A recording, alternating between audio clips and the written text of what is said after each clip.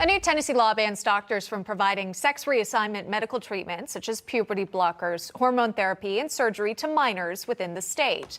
But the U.S. Justice Department is now challenging that law, claiming it violates the 14th Amendment of the Constitution, which promises equal protection. For more on the story, we're happy to welcome in Tennessee Attorney General Jonathan Skrmetti. AG, welcome. Thanks for coming on today. We've seen Tennessee take action, right? Following the votes of the state legislature, the governor signing this into law.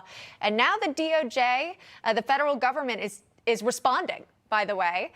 Talk to me about your thoughts on that and how's the state planning to respond to the federal government here? Sure. So this actually started out as a suit by the ACLU against the state. They came in with a big New York law firm backing them up. And then the Department of Justice piled on as if that wasn't enough to support the lawsuit. So we have these three big entities suing the state, and their argument is that juveniles should be able to have this irreversible treatment. And the state legislature very deliberately passed this ban out of fear that kids were rushing into these treatments, not just surgeries, but the hormone treatments. And these are going to have lifelong consequences. They heard from children who had had these treatments who regret it.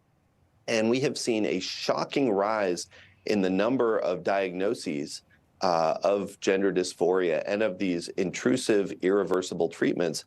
The legislature is very concerned about it.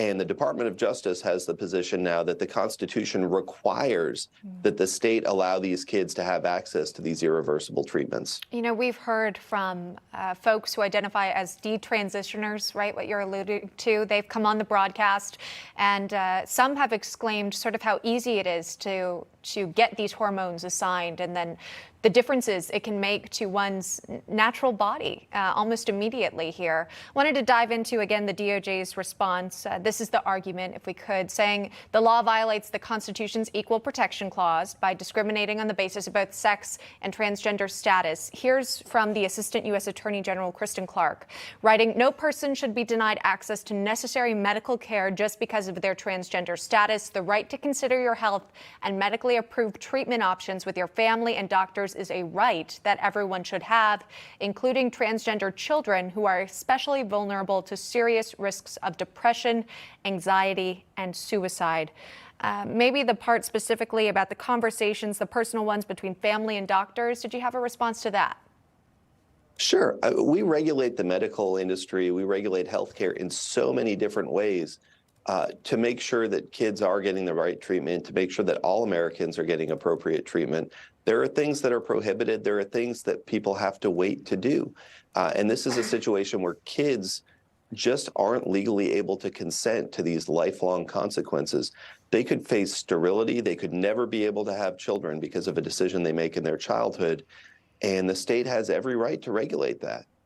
Sure. There's nothing wrong with saying if you're going to have permanent consequences, you need to be an adult to understand the ramifications. And we do that in so many other contexts. And as we've seen, hate to interrupt, we're just short on time, every state has a different approach, right? So in California, the state laws are very different than what you're seeing in Tennessee. Just very quick for you, AG, what does this sort of lawsuit scheduling look like? Do you anticipate there to be an update in the matter in the near future?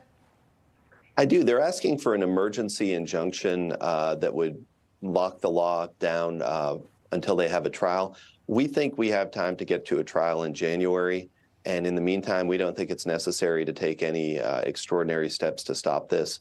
We'll see what the court does. We should know soon. All right. Please keep us updated. Appreciate you taking the time today. Tennessee AG Jonathan Skrmetti. Thank you very much. Thank you. You're welcome.